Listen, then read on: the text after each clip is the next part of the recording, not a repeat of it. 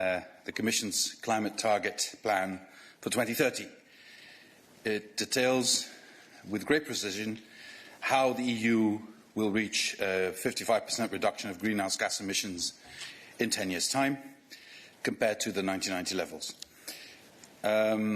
Let me say up front that this is not something we do to save the planet, because the planet is perfectly well capable to take care of itself. It did so for ages without human beings being on it, and it could do so for ages if we don't take care of ourselves. This is about providing a future for humanity, creating a balance between our natural environment and ourselves so that we have a sustainable future. We have conducted, as you know, a thorough impact assessment before presenting this proposal, and I'm so proud of it. I'm so proud of our services who made this, because it really is, it's a big document. It will take some time, but I would really encourage you to read it, because it's a balanced document. It doesn't avoid the difficult issues, and it gives you an idea of what needs to be done and can be done. So I really want to pay tribute to the staff of this organisation who have prepared this. Under Kadri's guidance, we have also adopted today a first analysis of the national energy and climate plans which were submitted to us by the Member States. This is really a crucial moment.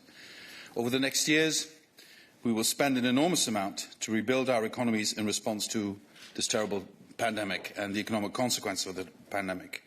At the same time, we need to continue our fight against climate change and steer our societies through an industrial revolution. All this is happening at the same time. By the way, we're also faced with a very, very serious biodiversity crisis. If we get this right,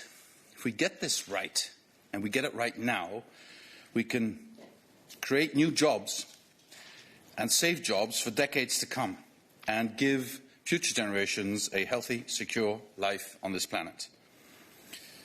Only 2 months ago, I held my first grandson.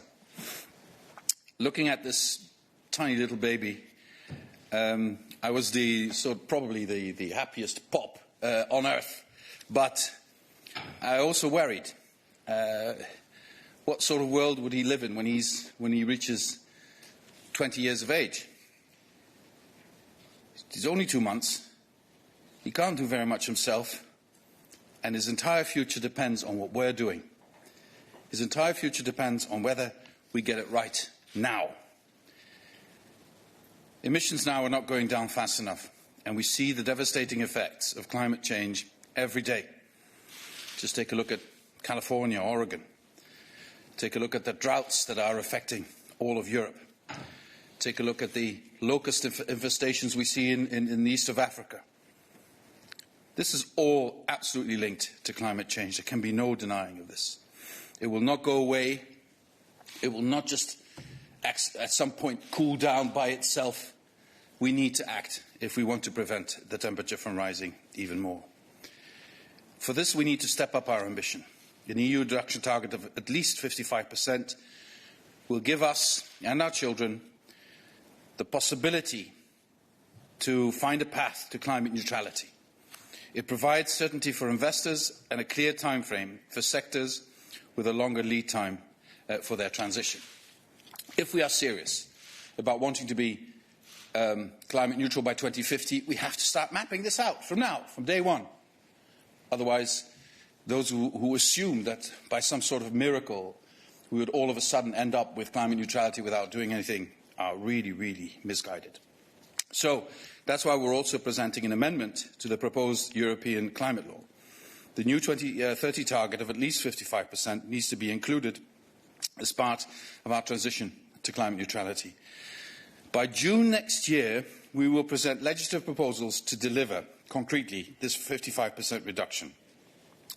We will revise and expand the EU emissions trading system. We will adapt the effort sharing regulation and the framework for land use emissions. We will reinforce our energy efficiency and renewable energy targets, and we will continue to strengthen CO2 standards for cars. I will very briefly go into some of these topics. In our transition to climate neutrality, carbon pricing will continue to play a key role. The ETS is a proven, effective tool to bring down emissions. It gives a strong price signal for green investment and spurs the market to develop cost-efficient solutions. It also raises revenues that can be used to address social impacts or to finance innovation. And it has been proven quite resilient even during this pandemic. We will also look at expanding the ETS to road transport and buildings. Emissions trading will be an extra incentive for change, especially in transport, where emissions have steadily increased over the past years. At the same time, we will need stronger CO2 standards for transport. They guarantee that enough cars, clean cars, are available and affordable for everyone. Shipping and aviation are two other big sources of CO2 emissions. We will continue our work to bring down aviation emissions inside the EU and include shipping in the ETS. For sectors outside the ETS, the effort-sharing regulation sets the necessary CO2 reductions. To keep the right incentives for reducing emissions in all sectors and to assure a fair distribution, we will review it together with the ETS. Finally, the land use, land change and forestry sector needs to step up too. It absorbs CO2, but our land sink has been shrinking. To reach climate neutrality and preserve biodiversity, the sink has to grow back to previous levels, and we really have to take care of our forests. It's not enough just to say we will plant 3 billion trees. We need to make sure our forests stay healthy, and this is going to be a momentous task. This is how we'll deliver our target. I know it's ambitious, but we plan to achieve the same reductions in this decade as we have over the past 25 years. I'm confident this can be done. We have the policies, we have the commitment, we have the funds to support it. But fairness is key. Our ambitions should help, not hurt, the most vulnerable in society. This transition will be just, or there will be no transition. We have to act in time so we can still manage the transition. That is why it is important that we start now. No time to waste. The world's eyes are upon us. Every signatory to the Paris Agreement needs to update its national determined contribution this year. Our first target was an important benchmark. We can again set the bar for the rest of the world to follow. Only this morning, Secretary-General Guterres made a very strong plea to the European Union to stick to this and to show also on a national level that we can do this. Let's make this a race to the top so that everybody wins. Kadri, over to you, so you can go into the energy-related aspects of today's package. Thank you, Frans. To match the challenges of the century, we need both long-term vision and immediate action. And we cannot wait until 2050 is at the doorstep to act on climate neutrality, as if we are cramming for an exam at last moment. And we cannot leave the responsibility and consequences of climate change to the next generations. So the climate target plan we present today is not just a plan to cut emissions faster and cheaper. It is also a plan for transforming the way we produce, consume and transport energy across all sectors of our economy. The energy sector has a key role to play in achieving the 55% reduction in greenhouse gases, as it is accounting for 75% of EU emissions. And by 2030, electrification needs to reach 30%. The rate of building renovation has to double. The share of renewables in transport needs to reach around 24%. And oil consumption has to go down by almost a third, and gas consumption by a quarter. So we know that each of these mean massive change, but our careful assessment shows that it is doable. Europe's power generation sector is already the most decarbonized in the world, and now we need to focus on transforming all sectors, transport and buildings in particular. And more than a third of emissions come from buildings, especially their heating and cooling, and there is a huge potential in improving the energy efficiency of houses. So this is why in less than a month the Commission will come out with a renovation wave initiative. In the transport sector, we need to tackle every angle, strengthening the CO2 standards for vehicles, making clean fuels such as hydrogen more accessible, investing heavily in infrastructure and deploying smart traffic management system. And my good colleague Adina Valean is working on the sustainable and smart mobility strategy that will cover all these strands of work. And together with the climate target plan, the College adopted the assessment of the national energy and climate plans today. So I want to thank all the member states for their efforts over 2 years. Each of them now has a forward-looking blueprint for clean energy transformation and investment.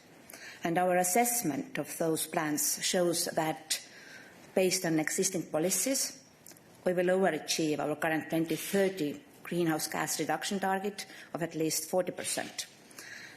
The picture is especially encouraging when we look at renewables. We are global technological leaders, and the price of renewable energy in Europe is steadily falling. The NSCP assessment projects that we are on track to produce more than 33% of our energy from renewable sources with existing policies.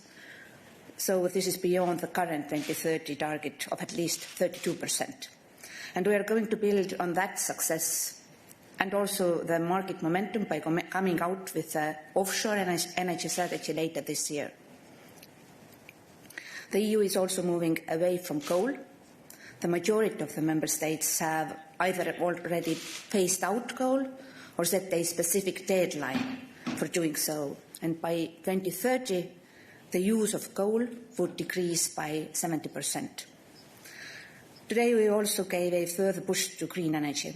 The Commission adopted the EU Renewable Energy Financing Mechanism that allows countries where producing renewable energy is challenging to pool resources and invest in member states with abundant wind and sun. The NSCPs also reveal where there are greater challenges. And, for example, in energy efficiency, there is still a gap of about 3% to reach our current target of 32.5%. But there is also new interest in the topic. And our innovation wave, eco-design and energy efficiency first initiatives will help us to use that momentum. There are still 40 million Europeans that struggle to keep their homes warm during heating period, and this is unacceptable. While renovation can reduce energy bills, the policies have to be designed in a way that makes it also possible for the less privileged to take the advantage of them. And we will provide guidance to the member states this year on addressing energy poverty. The national plans were, of course, prepared with the current 2030 target in mind, and to reach the 55% goal, we will need to do more. So the impact assessment foresees the need for a 38 to 40% share of renewables in our energy mix and 36 to 39% improvement in our energy efficiency. In the climate target plan, we commit to reviewing the renewable energy and energy efficiency directives, including their targets, by next June. A change of this magnitude requires serious investment, an additional 350 billion euros per year, and NSCPs will have a crucial role to play here, as they will provide input for the recovery and resilience plans and just transition plans of the member states. And I encourage all EU countries to take advantage of the unprecedented funding opportunities available under the Next Generation EU and the long-term EU budget. And I'm happy to see that member states from France to Lithuania have already made green investment a central part of the recovery strategy. Many of the choices we need to take are tough. Moving from 40% to 55% doesn't just mean changing a figure on the paper. It means real impact on people and businesses. But we have the will, the technology, and the resources, and still enough time to become climate neutral by 2050. And every year the EU gives away 50 billion euros in the form of fossil fuel subsidies. This is roughly the same amount of money we invest annually in wind and solar energy and energy infrastructure. So this is one example of where we need to rethink and reset. But Europe has proved time and again that we are capable of doing just that. Thank you. Thank you, Commissioner, and thank you as well, Executive Vice President. I'm reliably informed that all of our press materials are now published and online for you. I also just remind you that after this press conference, we will also have a technical briefing off the record on these files. But of course, I would like to pass over now to your questions for the Executive Vice President. And for the Commissioner, the first hand that I see raised is MATHIS SCHIFFERS. Over to you, MATHIS. Hi, this is Matthijs Schiffers from het Financiële Dagblad. I have two questions for Commissioner Timmermans. You have requested for this impact assessment, this extensive impact assessment, and I was wondering, has it given any new insights to you, both positive or negative? Is there anything that took you by surprise? And another question is about the plan to increase the linear reduction of outstanding emission rights. It's now 2.2%. Where should it go? Should we think about a doubling of this percentage? Can you elaborate a little bit on that? Thank you. Well, on your first question, it really is, as I said, fascinating reading. And in some areas, it gives me more optimism, especially the industrial transformation appears to be more feasible than I had anticipated if I look at the impact assessment. In other areas, I really need us to focus on the possible negative consequences, especially for households and citizens, so that we make sure that we leave no one behind, which means that we have to have special attention for things such as the risk of energy poverty, such as the risk of unequal distribution of the burdens within our society. So that also came out of the impact assessment. So some surprisingly positive news, and some also a bit worrying, where I think as policymakers and as politicians we need to really focus on preventing this becoming something that hurts part of our population. Already our population is unevenly struck by things like the pandemic. Of course, the virus doesn't discriminate, but the effects of the virus are completely different in a situation where you're in a vulnerable situation because of your health or because of your socio-economic situation or because of the job you have, etc. And this applies to tackling the climate crisis as well. So I think this is something I would also draw your attention to when you read the impact assessment, that puts the finger on that and that gives us an opportunity also to address it and to avoid those problems. On your second question, I don't think we're ready to answer that yet. We still need to study it, so I can't give you a percentage. Okay. I will take the next question, another Dutch question. Sander van Hoorn, please.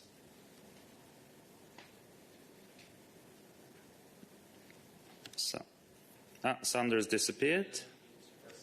He needs to press speak. Here I am. One question in English. Do you think that in the end the country reports will function as some kind of like what we see in the budgets, that there will be some kind of internal naming and shaming if countries don't meet their target, and will that help them to keep them focused? The second question will be in Dutch. Sorry, colleagues, I have to do this. Over de luchtvaart. U zegt ook daar moet het minder en schoner. Hoe ziet de luchtvaart er in 2030 uit? En wat je nu landen ziet doen is eigenlijk de status quo bevriezen. Zouden lidstaten daar niet nu al op kunnen voorsorteren op hoe die luchtvaart moet veranderen? Dank u. Kadri will take the first question. Commissioner, do you want to answer the first question? Yes, if I can comment the national energy and climate plans. As you know, well, the targets, both on energy efficiency and renewables, are unique for each and every member state because the starting positions are different and the energy mix that member states are using are different ones too. This is a right of each and every member state to decide what kind of energy mix they do use. If we are talking about overachievers or those who are lagging behind, then we are comparing them with their own plans. With their draft plans, and after the thorough negotiations, many member states raised their targets already last year before they provided us their final plans. Those NCPs are giving us a unique tool because now we know what the member states are planning to do on the renewable side. This also helps them to prepare their recovery and resilience plans. So yes, we are monitoring closely that everything that was promised will be fulfilled, but no naming and shaming, but we will take each and every member state as they are with their unique energy mix. Over de luchtvaart. Er zijn een aantal uitdagingen die bij elkaar komen. Je hebt in de eerste plaats uiteraard de klimaatcrisis waar we het over hebben. Je hebt de gevolgen van COVID. Zoals we weten heeft die een enorme impact op onze economie. Je hebt wereldwijde veranderingen in de economische verhoudingen en politieke verhoudingen. Je zit midden in een industriële revolutie. Dus alles bij elkaar zijn er heel veel sectoren van onze economie die geherstructureerd moeten worden. En de luchtvaart is daar zeker één van.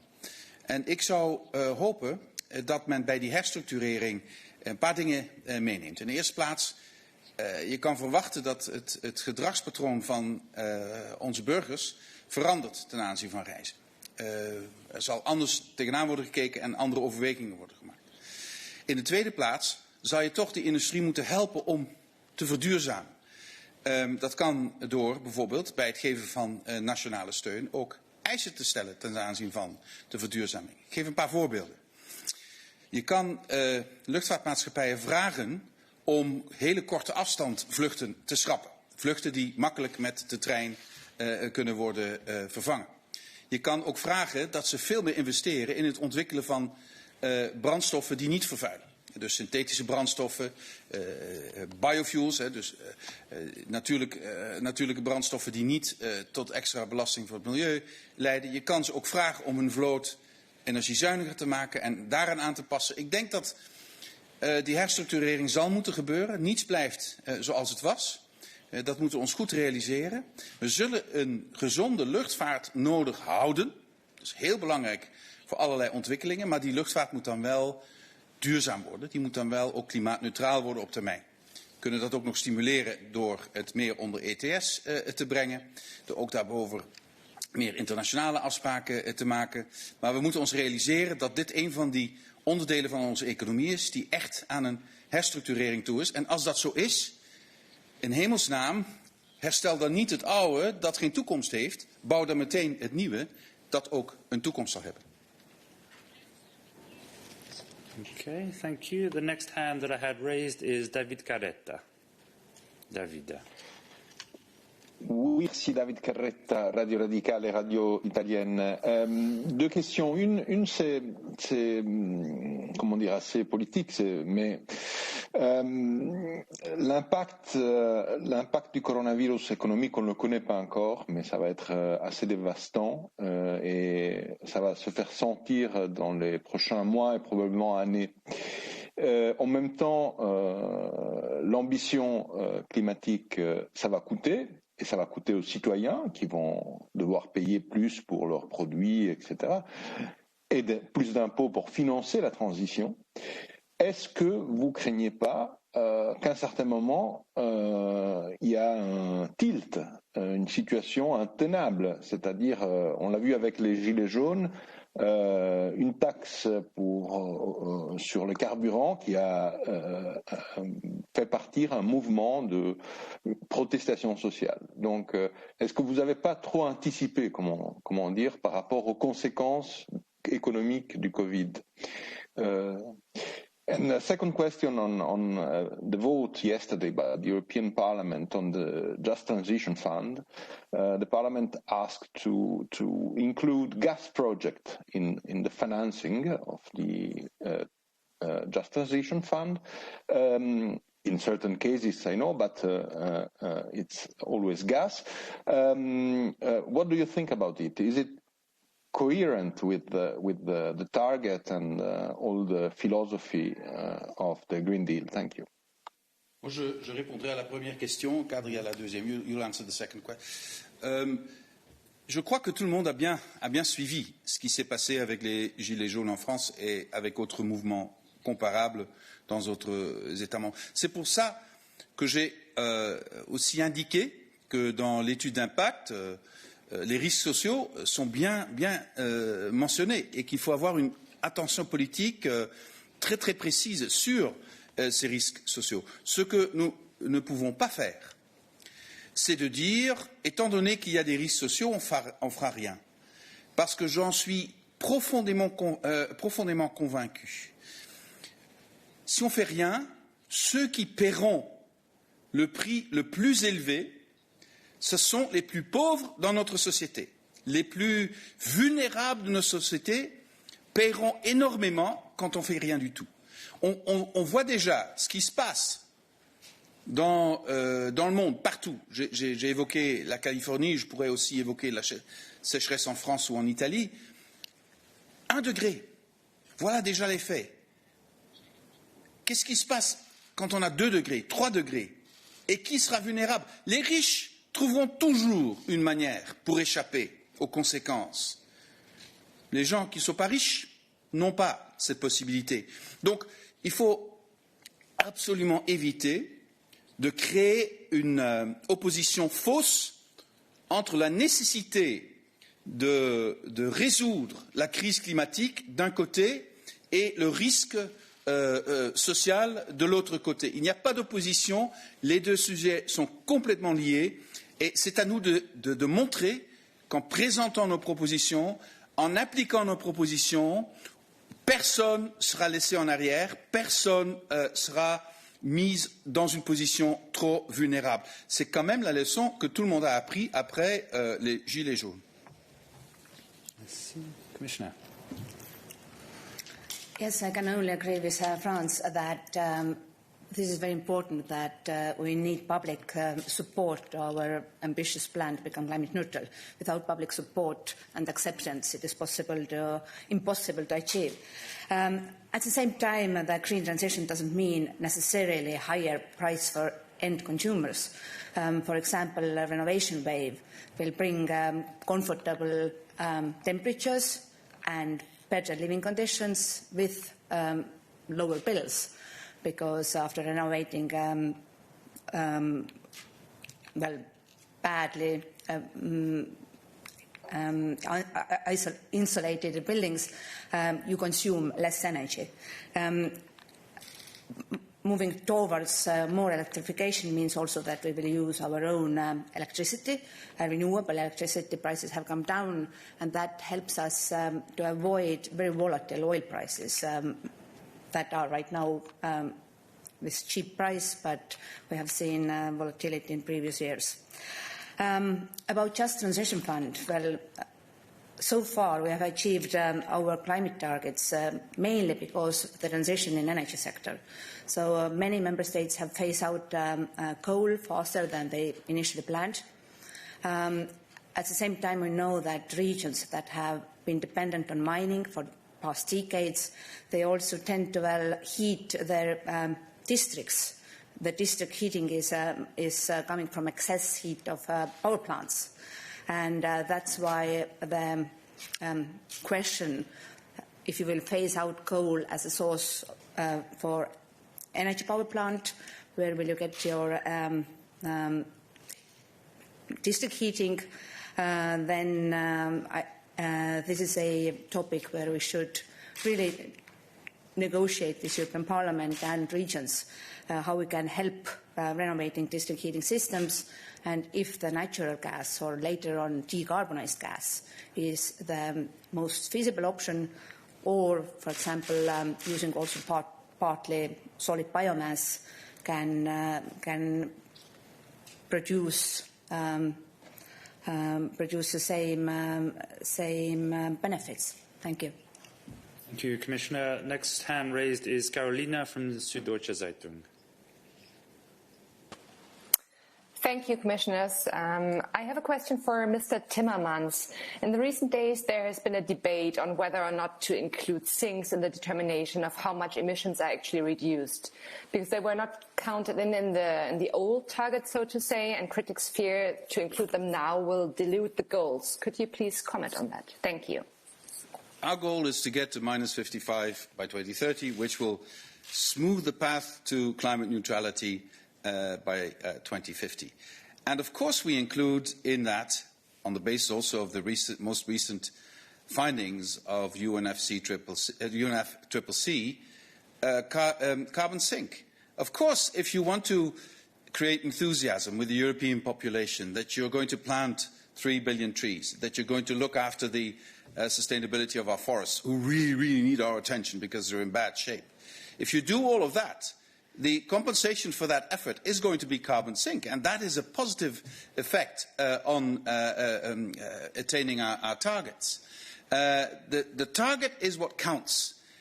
We use every method to get there. We are not. You could wonder why we didn't include it in the -40 at the time, because carbon sink is an important element in all of this.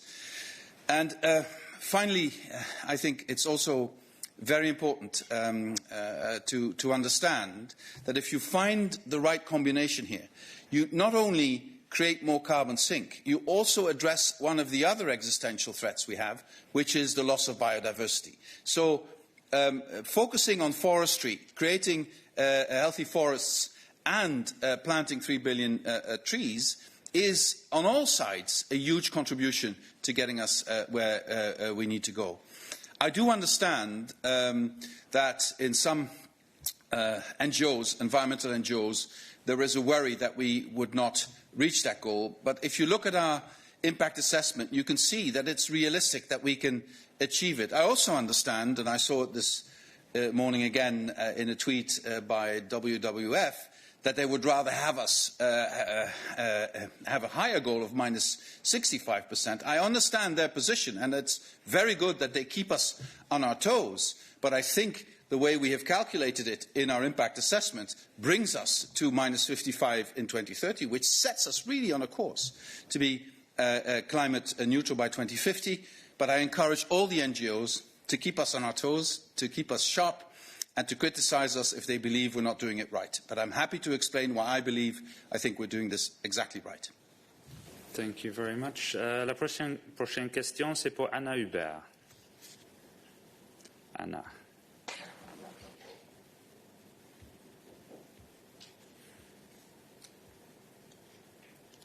Anna, appuyez sur Speak. Ah, vous n'avez pas de microphone connecté, Anna. So I'm going to pass on next question and we'll come back to you in a moment. I'll give the floor to... there's no mic, Anna, I'm afraid. I'll pass the floor on to Frédéric Simon and we'll try and come back to Anna in a moment. Frédéric? Yes, can you hear me? Yes, thanks. Yes, thanks. All right.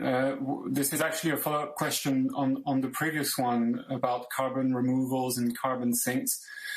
Can you explain how you've calculated this? Because the current targets for 2030 and the achievement of those targets do not take into account carbon sinks. So you're making an adjustment to the way the achievement of the targets are being calculated. So can you explain how that works?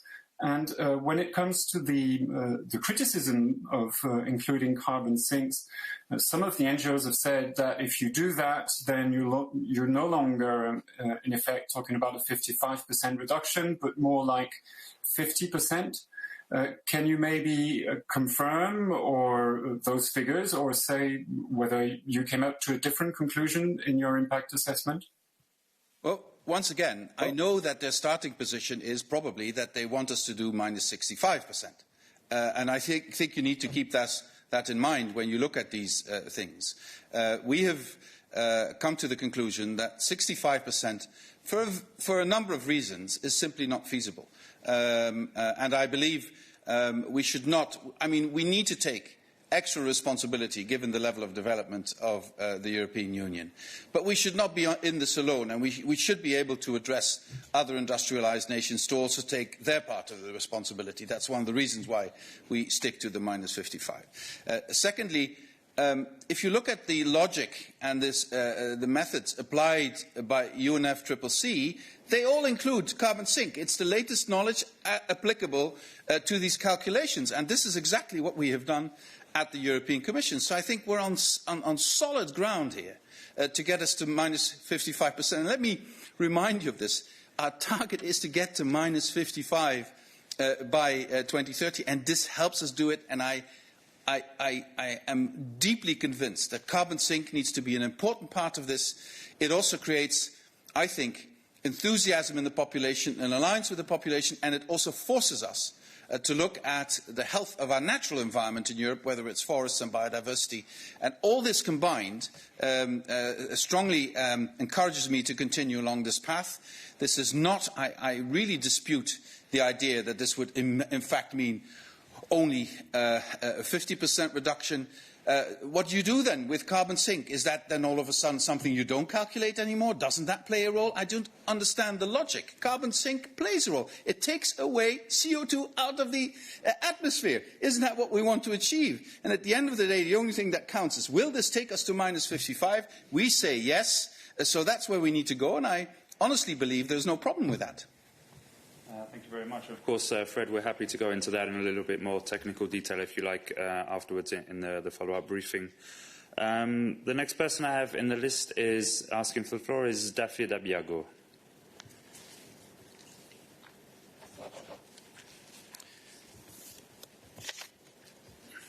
Press speak, David.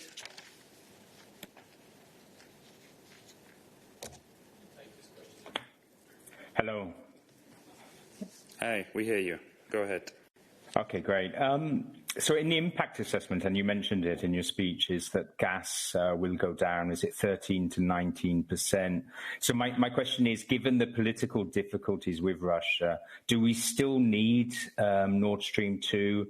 And then more generally, do we still need more investments in gas?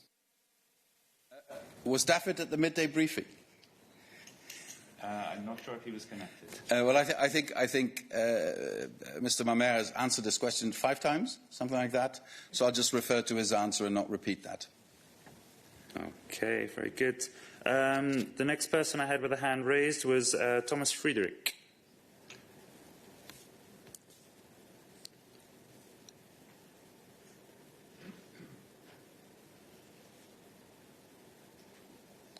Thomas, you need to press speak.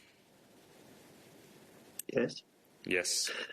Yes. Okay, now here. Thomas Friedrich for German Engineers paper for the Inhalten. Vice President, you mentioned that the European forests are in bad shape and carbon sink is at risk. What does it mean concretely in terms of biodiversity and linked to agriculture farm to fork strategy? Do you intend to revise as well the figures which are on the table up to now concerning agriculture? Thank you. Well, we are preparing our forestry strategy, which is going to be in sync with Farm to Fork and with our biodiversity strategy, the 2 documents that have already been presented. And I believe that all the information I get from member states and studying the issue myself is that it is urgent to address this issue. But it's at the same time also a huge opportunity for rural areas and our farming community, creating the possibility for our farming community to be increasingly shepherds of our natural environment and protectors of our biodiversity is something we really need to look at. And we need to modernize a number of things. We need to bring broadband to all rural areas in Europe. We need to give the agricultural communities the instruments to act in here. But the positive results, both in terms of biodiversity positives, carbon sink positives, and economic opportunity as well, is such that this investment is really something that will pay off. So I'm afraid that I will have to ask for a bit of your patience until our forestry strategy is ready, but it will be in sync with what we've already announced in the biodiversity strategy and the farm to fork strategy. Okay, let's try again with Anna. I believe your microphone is connected now. Oui, est-ce que vous pouvez m'entendre maintenant? Oui, parfaitement. Super, merci beaucoup. Je reviens une dernière fois sur je reviens en tout cas sur les carbon sinks, les puits de carbone. Est-ce que vous avez calculé justement ce que sans ces puits de carbone serait cette cible? Est-ce qu'on serait plutôt plus proche d'un 53% de réduction nette? Simplement, je pose la question pour pouvoir avoir une base de comparaison claire avec les 40% et pouvoir comparer 2 chiffres qui sont comparables. Donc est-ce que ces puits de carbone permettent de réduire peut-être de 2% supplémentaires la cible et ma deuxième question, c'est pour être bien sûr de comprendre, on ne prend pas du tout en compte les émissions qui sont importées. C'est bien une base de calcul qui est territoriale toujours, et si oui, pourquoi? Je crois que je ne crois pas que j'ai bien compris la deuxième question, mais étant donné que je ne veux pas me tromper ni sur la première ni sur la deuxième question, je vous prie gentiment d'attendre jusqu'à après la conférence de presse et nos experts seront parfaitement capables de vous donner les réponses exactes. Si vous n'êtes pas satisfaite après ça, je vous invite de me recontacter et je vais parler avec vous. Mais je me sens pas assez sûr pour vous donner une réponse assez précise, donc je vous prie d'attendre la réaction de nos experts. Okay, let's move on then to Kalina, OROSCHAKOFF.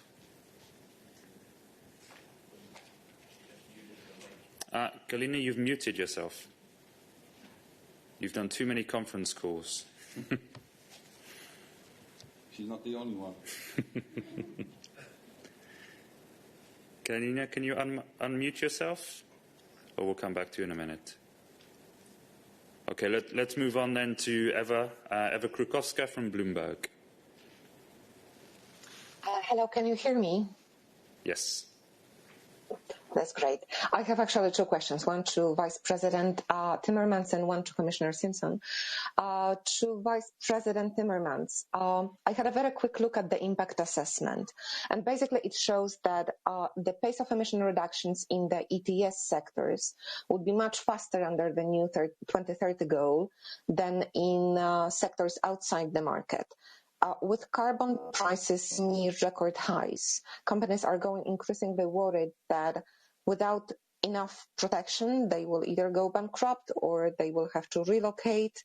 I know that the Commission is planning carbon border adjustment mechanism, but it will take time.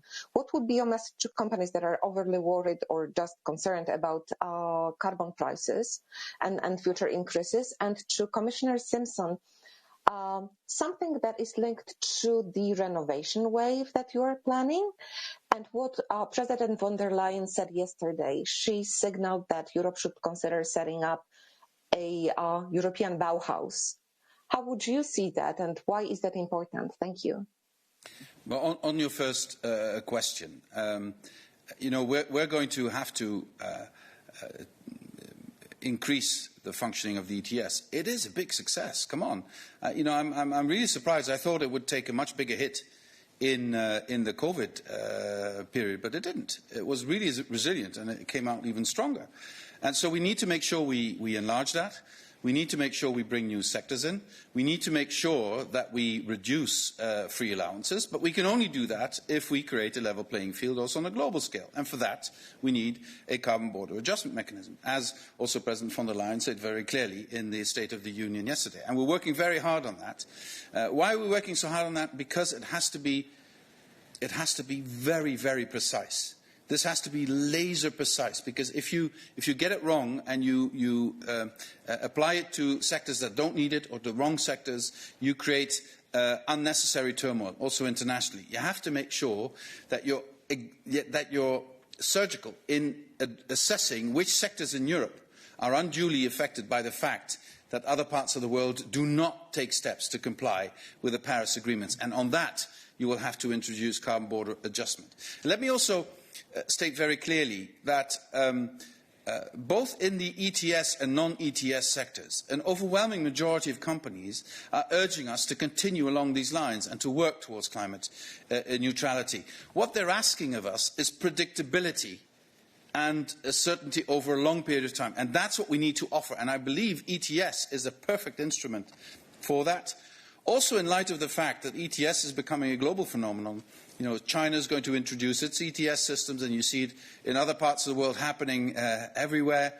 And in this new environment we're in, we used to only price in other factors, capital and labour.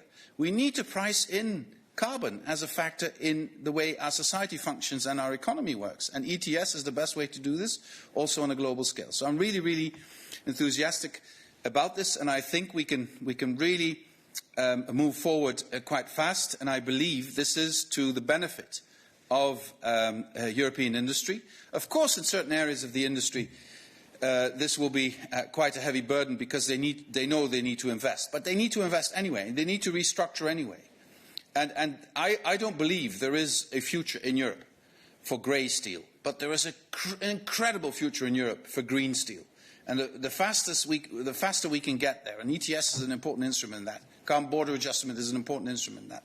Steel made by hydrogen.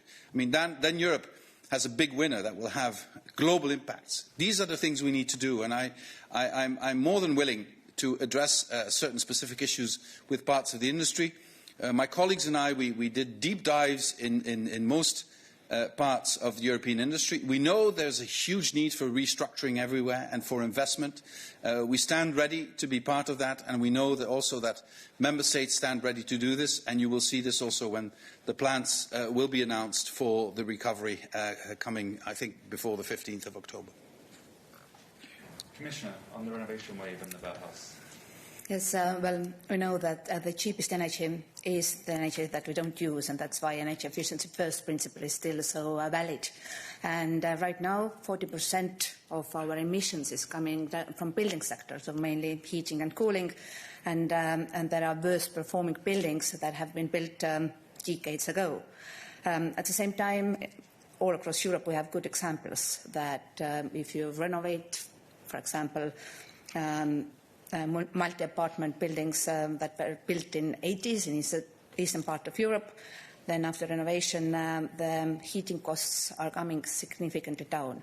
So our initiative that we will present after 4 weeks will address those barriers that avoid us so far to reach the numbers that we aim for.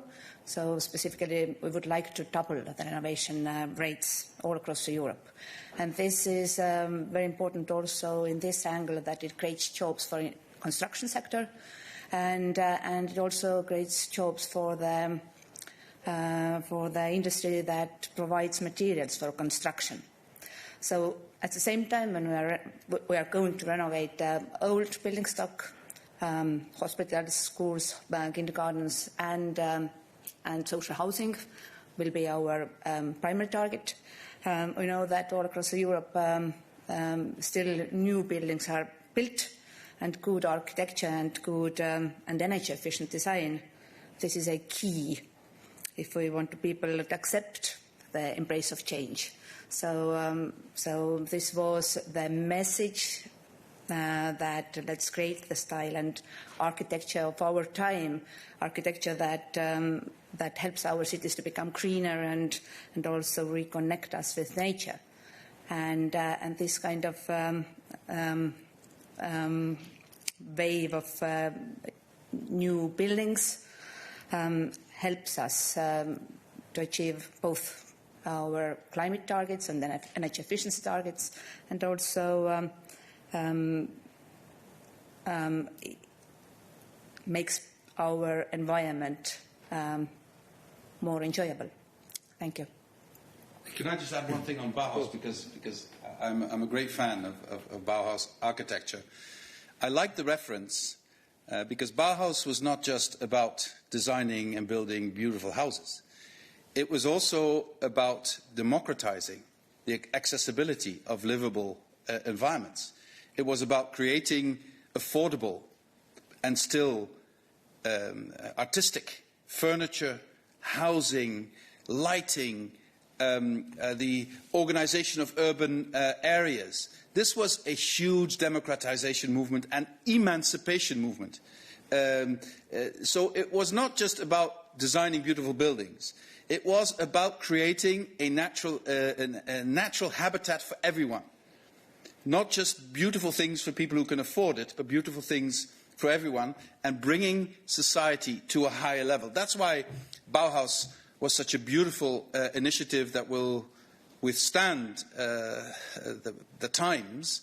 And that's also why all the autocrats coming to power in Europe in the 1920s and the 30s attacked Bauhaus and tried to make it disappear. So I think if you make a reference to Bauhaus, it also has a strong political connotation. That's why I liked it so much. Thank you. Let's try again and connect with Kalina from Politico. Can you hear me now? Yes. Yes. Perfect. Terribly sorry for that. I wish I could pretend that I should have known better. I'm just like incompetent on this issue. Anyway, to the Vice President, Mr. Timmermans, I was wondering on the question of expanding emissions trading. Have you changed your opinion on extending the system to road transport? Because I think only last week at a conference with Transport and Environment, you had said that you actually weren't convinced of the idea to cover cars in the ETS. And so I was just wondering if you could elaborate on your views and what might have changed it. And a second question to come back to the issue of forests. Has there been any calculations done on the potential risks of relying on forests, especially given forest fires? I mean, I do understand the reliance on sinks. However, with climate impacts becoming ever more frequent, forests themselves are becoming more vulnerable to going up in flames, which in itself could undermine EU climate goals. Thank you. On your first question, I've never made a secret of my skepticism in terms of bringing road transport under ETS. But since we are technologically neutral at the Commission, I am open to being convinced if the study would show that this is an efficient way of doing it. I think if you look over the past decades, what has been effective in terms of regulation is emissions. That has worked really well to bring emissions down, you know, just to set standards for emissions. ETS, let's have a good look at it in transport. The Commission is strongly committed to that. But I think I should be honest by saying that I'm personally rather sceptical, but I will also be very open if I can be convinced that this is something that could work. I also say this with a bit of a reference to my previous job in the Commission, which was about better regulation.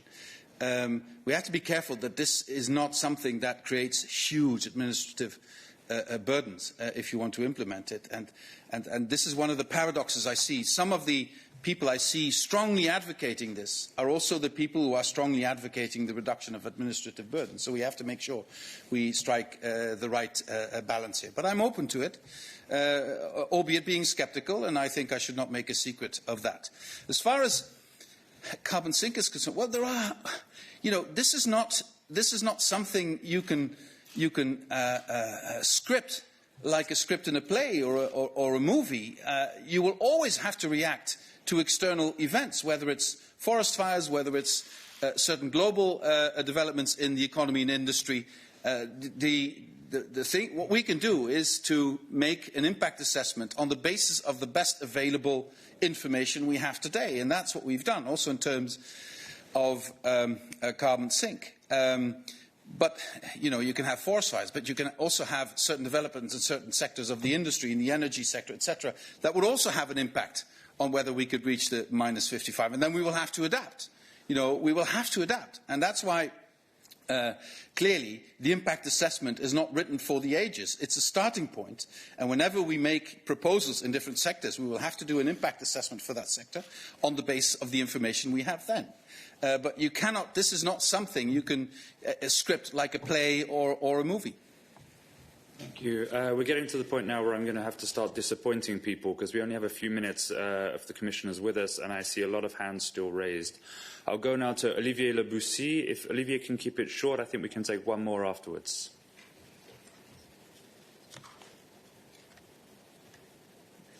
And if you can find the speak button, Olivier.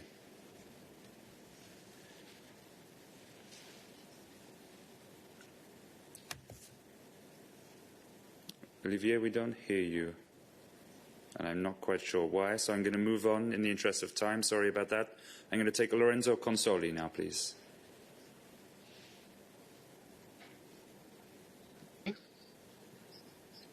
Can you hear me? Yes, and see you. Hello? Yes. Okay. It's a very simple question. Yesterday, President von der Leyen has mentioned the vision of hydrogen valleys. in Europe. And she also mentioned this example in Sweden where there is this pilot project for green steel. Vice President Timmermans has mentioned that as well just now. My question is, how will these hydrogen valleys will be? Can you tell us more about this vision? And if I may, this green steel projects seem to be still quite far away. They are starting now. I heard about 2025. Is it not too late? Is it not too much time that we have to wait to see green steel produced at an economy, mass economy level? Thanks.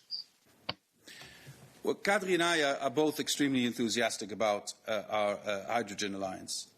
Just 2024, that's just down the road. It's just a couple of years. We will have 6 gigawatts of electrolyzers in Europe. And perhaps we would even be surprised with more because this is really picking up.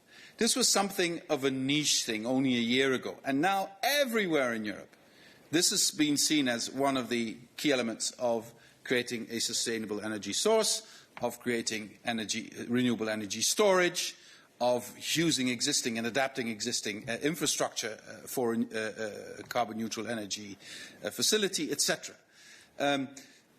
Recently, you also saw the French government making announcements there, and it will be part of the Franco-German discussion as well. So really, this is taking off like a rocket, no pun intended.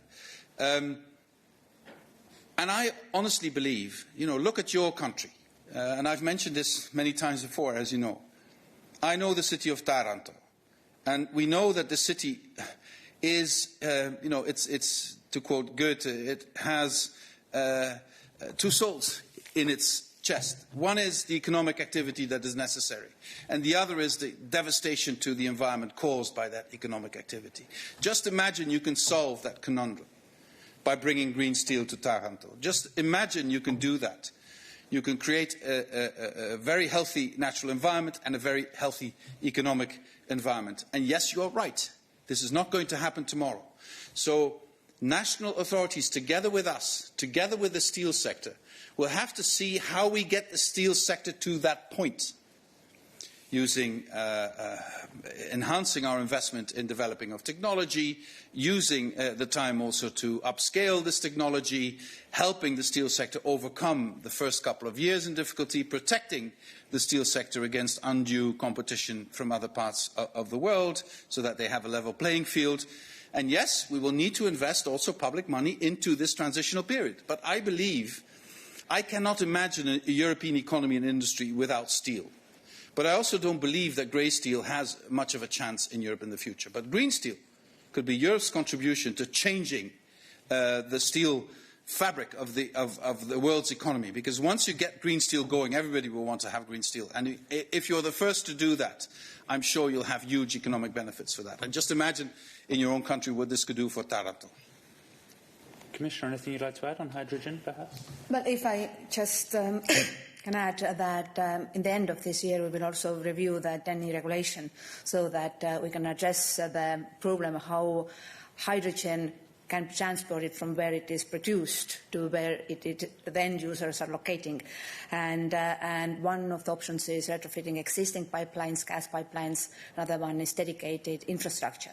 We will also address the storing question because green hydrogen is a very useful tool if we are keeping in mind the progress that is going on for offshore wind parks, and it helps us to store the green electricity at the moment when there is no demand. But we do have good windy days. And for us, it is clear that to achieve our climate targets, we need to reach to the end situation where end users are using renewable fuels. There are some sectors that can't use electricity. It is either too expensive or impossible. And hydrogen, green hydrogen, is a very good solution for them, not only steel, but also cement, some parts of the transport. So we just launched the hydrogen strategy, and there are specific national hydrogen plans all across Europe. So we do see that also many member states will propose, as part of their recovery and resilience plans, investments into the production of hydrogen. Thank you. Thank you. If it's okay with you both, I'll give Olivier a second chance to connect. Okay. And then we'll have to call it a day, and we'll take the other questions in the technical briefing. Olivier, second chance. Always give it 3.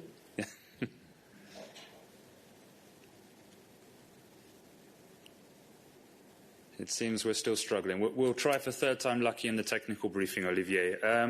On that note, I'm going to call it to a close. I'm sorry to those who didn't get a chance to answer your question, to ask your questions directly to the Vice President and to the Commissioner. But as I say, we'll be back in a couple of minutes, if you just allow me to accompany them off the stage, and we'll start the technical briefing in a few minutes. Thank you very much, Executive Vice President. Thanks. Thank you, Commissioner. Thanks a lot.